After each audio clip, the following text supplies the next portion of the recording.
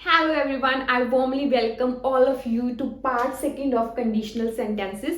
देखो part one आप already discuss कर चुके in which we have discussed what are conditional sentences types ਉਹਦੀਆਂ discuss ਕੀਤੀਆਂ ਸੀ and ਉਹਦਾ use and function ਕੀਤੇ ਸੀ.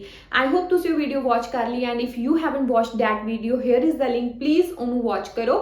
Series wise ਤੁਸੀਂ ਚੱਲੋ one on one ਜਿਵੇਂ ਇਹਨਾਂ ਨੂੰ watch ਕਰੋਗੇ ਦੇਖੋਗੇ ਸਮਝੋਗੇ by heart ਫਿਰ ਚੀਜ਼ਾਂ ਆਪਣੇ ਆਪ flow ਕਰਨਗੀ. Now we are going to discuss first type which is zero conditional. ਆਪਾਂ ਡਿਸਕਸ ਕੀਤਾ ਸੀ ਇਹਨਾਂ ਦੀਆਂ ਮੇਜਰ 4 ਟਾਈਪਸ ਹੁੰਦੀਆਂ ਨੇ but 5th and 6th type ਵੀ ਹੈ. ਅੱਜ ਆਪਾਂ ਡਿਸਕਸ ਕਰਾਂਗੇ first type which is of zero conditional. Part 2 ਦੇ ਵਿੱਚ zero conditional ਵਾਲੇ ਸੈਂਟੈਂਸਸ ਆਪਾਂ ਡਿਸਕਸ ਕਰਨ ਵਾਲੇ ਹਾਂ. ਨਾਓ zero conditional ਵਾਲੇ ਸੈਂਟੈਂਸਸ ਯੂਜ਼ ਕਿੱਥੇ ਹੁੰਦੇ ਨੇ, ਕਿਹੜੇ ਸੈਂਟੈਂਸਸ ਹੁੰਦੇ ਨੇ? zero conditional ਦੇ ਵਿੱਚ ਉਹ ਸਾਰੇ ਸੈਂਟੈਂਸਸ ਇਨਕਲੂਡ ਹੋਣਗੇ ਜਿਹੜਾ ਕੋਈ ਵੀ ਜਨਰਲ ਟਰੂਥ ਹੈ, ਮੀਨਸ ਕੋਈ ਸਾਇੰਟਿਫਿਕ ਫੈਕਟ ਹੈ, ਮੀਨਸ ਸੱਚਾਈ ਹੈ. ਜੇ ਆਪਾਂ ਇਸ ਤਰ੍ਹਾਂ ਕਰਾਂਗੇ ਤਾਂ ਉਹਦਾ ਰਿਜ਼ਲਟ ਵੀ ਇਹੀ ਆਏਗਾ, ਉਹ ਸੱਚਾਈ ਹੀ ਹੈ. As we have discussed earlier ਅਗਰ ਆਪਾਂ ਬਰਫ਼ ਨੂੰ ਹੀਟ ਕਰਾਂਗੇ ਤਾਂ ਉਹ ਪਿਘਲ ਜਾਵੇਗੀ, ਹੈ ਨਾ, ਜਾਂ ਫਿਰ ਮੈਂ ਕਹਾਂ ਪਾਣੀ ਨੂੰ ਜੇ ਫਰੀਜ਼ ਕਰਾਂਗੇ ਉਹ ਕੀ ਹੋ ਜਾਏਗਾ, ਉਹ ਬਰਫ਼ ਬਣ ਜਾਵੇਗਾ. ਠੀਕ ਹੈ, ਸੋ ਇਹਦੇ ਵਿੱਚ ਉਹ ਸਾਰੇ ਸੈਂਟੈਂਸਸ ਇਨਕਲੂਡ ਹੋਣਗੇ ਜਿਹੜੇ ਜਨਰਲ ਟਰੂਥ ਹੁੰਦੇ ਨੇ, ਸਾਇੰਟਿਫਿਕ ਫੈਕਟ ਹੁੰਦੇ ਨੇ ਜਾਂ ਫਿਰ ਰੀਅਲ ਵਰਲਡ ਦੇ ਨਾਲ ਰਿਲੇਟਿਡ ਹੁੰਦੇ ਨੇ. ਫਾਈਨ. ਨਾਓ ਬੇਸਿਕ ਰੂਲ ਹੈ ਨਾ, ਇਹਦੇ ਵਿੱਚ ਸਟਰਕਚਰ ਕੀ ਹੋਏਗਾ, ਇਹ ਸੈਂਟੈਂਸਸ ਦਾ ਰੂਲ ਤੁਸੀਂ ਕਹਿ ਸਕਦੇ ਹੋ ਕੀ ਹੋਏਗਾ. ਇਸ ਦੇ ਵਿੱਚ ਇਫ ਤੋਂ ਬਾਅਦ ਸਿੰਪਲ ਪ੍ਰੈਜ਼ੈਂਟ ਆਏਗਾ, ਫਿਰ ਕੌਮਾ ਆਏਗਾ, ਫਿਰ ਐਂਡ ਦੇ ਵਿੱਚ ਵੀ ਸਿੰਪਲ ਪ੍ਰੈਜ਼ੈਂਟ ਆਏਗਾ. ਮੀਨਸ ਫਰਸਟ ਕਲੌਜ਼ ਦੀ ਅਗਰ ਗੱਲ ਕਰਦੇ ਹਾਂ ਇਫ ਕਲੌਜ਼ ਦੀ, ਉਹਦੇ ਵਿੱਚ ਵੀ ਤੁਸੀਂ ਸਿੰਪਲ ਪ੍ਰੈਜ਼ੈਂਟ ਲਿਖ ਕੇ ਆਓਗੇ. ਅਗਰ ਰਿਜ਼ਲਟ ਕਲੌਜ਼ ਦੀ ਗੱਲ ਕਰਦੇ ਹਾਂ ਆਪਾਂ, ਉਹਦੇ ਵਿੱਚ ਵੀ ਤੁਸੀਂ ਸਿੰਪਲ ਪ੍ਰੈਜ਼ੈਂਟ ਹੀ ਲਿਖ ਕੇ ਆਓਗੇ. ਜਾਂ ਫਿਰ ਅਗਰ ਉਹਨੂੰ ਉਲਟਾ ਯੂਜ਼ ਕਰਦੇ ਹੋ ਕਿ ਰਿਜ਼ਲਟ ਪਹਿਲਾਂ ਲਿਖ ਦਿਓ, ਇਫ ਵਾਲਾ ਕਲੌਜ਼ ਬਾਅਦ ਦੇ ਵਿੱਚ ਲਿਖ ਦਿਓ, ਫਿਰ ਵੀ ਸਿੰਪਲ ਪ੍ਰੈਜ਼ੈਂਟ ਹੀ ਯੂਜ਼ ਹੋਏਗਾ ਬਟ ਉਹਦੇ ਵਿੱਚ ਕੌਮਾ ਨਹੀਂ ਆਏਗਾ as we have discussed in the previous video. Fine. Okay. Now, main thing, very important point here to notice, ਅਗਰ ਆਪਾਂ ਪੰਜਾਬੀ ਜਾਂ ਹਿੰਦੀ ਦੇ ਵਿੱਚ ਇਹ ਸੈਂਟੈਂਸਸ ਨੂੰ ਬਣਾਉਣੇ ਆ, ਜਿਵੇਂ ਇਹ ਵਾਲਾ ਸੈਂਟੈਂਸ ਹੈ if you freeze water it turns into ice. ਜੇ ਤੁਸੀਂ ਪਾਣੀ ਨੂੰ ਫਰੀਜ਼ ਕਰੋਗੇ ਉਹ ਬਰਫ਼ ਬਣ ਜਾਵੇਗਾ ਜਾਂ ਬਰਫ਼ ਵਿੱਚ ਬਦਲ ਜਾਵੇਗਾ. ਹੁਣ ਦੇਖੋ ਸੈਂਟੈਂਸਸ ਦੇ ਪਿੱਛੇ ਚਾਹੇ ਗਾ ਗੇ ਗੀ ਆ ਰਿਹਾ ਹੈ ਨਾ, ਤਾਂ ਗਾ ਗੇ ਗੀ ਕਿਸ ਦੀ ਪਹਿਚਾਨ ਹੁੰਦੀ ਹੈ, ਸਿੰਪਲ ਫਿਊਚਰ ਦੀ ਪਹਿਚਾਨ ਹੁੰਦੀ ਹੈ. ਸੋ ਗਾਈਜ਼ ਇਹਦੇ ਨਾਲ ਤੁਸੀਂ ਕਨਫਿਊਜ਼ਨ ਨਹੀਂ ਕਰਨੀ, ਤੁਸੀਂ ਇਹਦੇ ਵਿੱਚ ਸਿੰਪਲ ਪ੍ਰੈਜ਼ੈਂਟ ਹੀ ਯੂਜ਼ ਕਰੋਗੇ, ਨਾਟ ਸਿੰਪਲ ਫਿਊਚਰ. ਇਹ ਸੈਂਟੈਂਸ ਕਿਸ ਤਰ੍ਹਾਂ ਬਣੇਗਾ, if you freeze water it turns into ice, ਇਸ ਤਰ੍ਹਾਂ ਨਹੀਂ ਹੋਏਗਾ. if you freeze water it will turn into ice. ਜੇ will ਲਗਾ ਦੋਗੇ ਜ਼ੀਰੋ ਕੰਡੀਸ਼ਨਲ ਵਾਲੇ ਸੈਂਟੈਂਸਸ ਦੇ ਵਿੱਚ then it will be wrong. fine. ਤਾਂ ਫਿਊਚਰ ਸਿੰਪਲ ਦੀ ਗੱਲ ਇੱਥੇ ਨਹੀਂ ਹੋ ਰਹੀ. ਹਾਂ ਗਾਗੇਗੀ ਸੈਂਟੈਂਸਸ ਦੇ ਪਿੱਛੇ ਜ਼ਰੂਰ ਆ ਰਹੀ ਹੈ ਬਟ ਤੁਸੀਂ ਹਮੇਸ਼ਾ ਕੀ ਯੂਜ਼ ਕਰਨਾ ਹੈ, simple present. For instance last ਵਾਲੀ ਵੀਡੀਓ ਦੀ ਹੀ ਐਗਜ਼ਾਮਪਲ ਡਿਸਕਸ ਕਰਦੇ ਹਾਂ. If you freeze water it turns into ice. ਇਹ ਕੀ ਹੋ ਗਿਆ, ਪਹਿਲਾਂ ਇਫ ਕਲੌਜ਼ ਹੋ ਗਿਆ ਐਂਡ ਐਂਡ ਦੇ ਵਿੱਚ ਰਿਜ਼ਲਟ ਕਲੌਜ਼ ਹੋ ਗਿਆ, ਵਿੱਚ ਕੀ ਆ ਗਿਆ, ਕੌਮਾ. ਅਗਰ ਤੁਸੀਂ ਇਸ ਨੂੰ ਉਲਟਾ ਯੂਜ਼ ਕਰ ਰਹੇ ਹੋ, ਮੀਨਸ ਰਿਜ਼ਲਟ ਕਲੌਜ਼ ਤੁਸੀਂ ਪਹਿਲਾਂ ਯੂਜ਼ ਕਰ ਰਹੇ ਹੋ, ਵਾਟਰ ਟਰਨਸ ਇਨਟੂ ਆਈਸ ਤੁਸੀਂ ਪਹਿਲਾਂ ਰਿਜ਼ਲਟ ਦੇਤਾ, ਉਸ ਤੋਂ ਬਾਅਦ ਤੁਸੀਂ ਇਫ ਕਲੌਜ਼ ਜਾਂ ਕੰਡੀਸ਼ਨਲ ਕਲੌਜ਼ ਯੂਜ਼ ਕਰ ਰਹੇ ਹੋ, ਫਿਰ ਵਿੱਚ ਕੌਮਾ ਨਹੀਂ ਆਏਗਾ. ਇਹ ਚੀਜ਼ਾਂ ਦਾ ਤੁਸੀਂ ਧਿਆਨ ਰੱਖਣਾ ਹੈ. So let's have a look on more examples so that ਤੁਹਾਨੂੰ ਇਹ ਵਾਲਾ ਟੌਪਿਕ ਜ਼ੀਰੋ ਕੰਡੀਸ਼ਨਲ ਵਾਲਾ ਬਿਲਕੁਲ ਕਲੀਅਰ ਹੋ ਜੇ ਐਂਡ ਇਸ ਤੋਂ ਬਾਅਦ ਕੋਈ ਡਾਊਟ ਵੀ ਨਾ ਰਹੇ.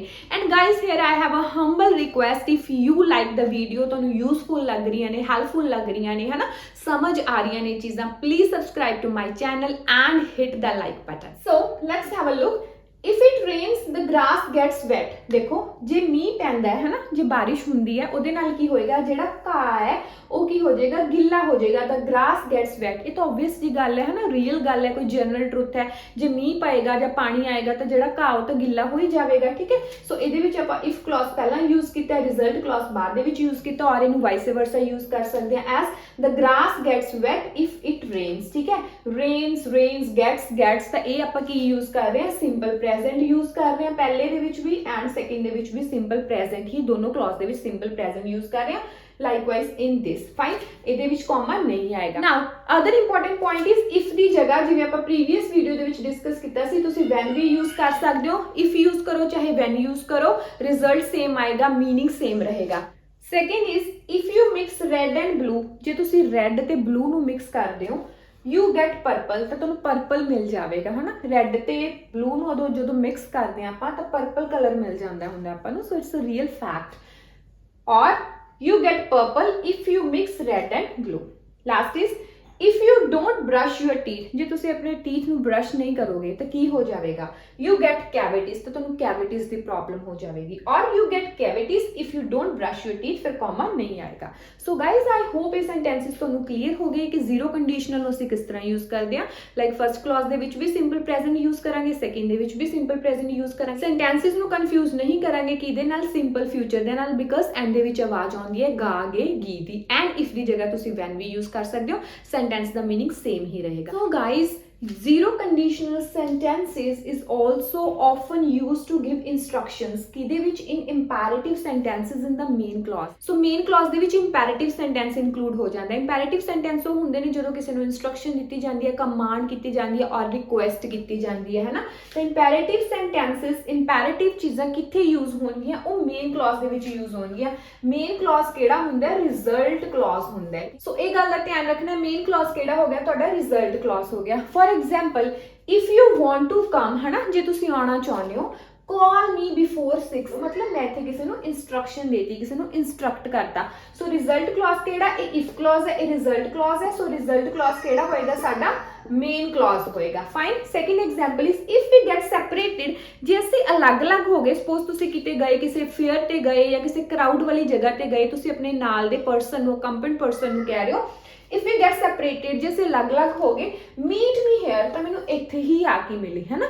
तो इत्थे भी कह रहे हो तुसीं उहनूं की कर रहे हो, इंस्ट्रक्ट कर रहे हो, सॉर्ट ऑफ कमांड दे लई, इंस्ट्रक्शंस दे लई और रिक्वेस्ट दे लई मेन क्लॉज दे विच इंपैरेटिव सेंटेंसेस नूं असीं इंक्लूड कर दिंदे हुंदे हां। Fine. So I hope guys it is clear तुहानूं जीरो कंडीशनल सेंटेंसिस नूं एग्जैक्ट यूज़ किवें करना है, वट इज़ द स्ट्रक्चर और I must say what is the rules and regulations, वो सारे क्लियर हो गए। If you have any doubts do right me in the comment section. Thank you so much and yes stay tuned for the upcoming video. सारे parts तुसीं watch करने ने। Bye, take care.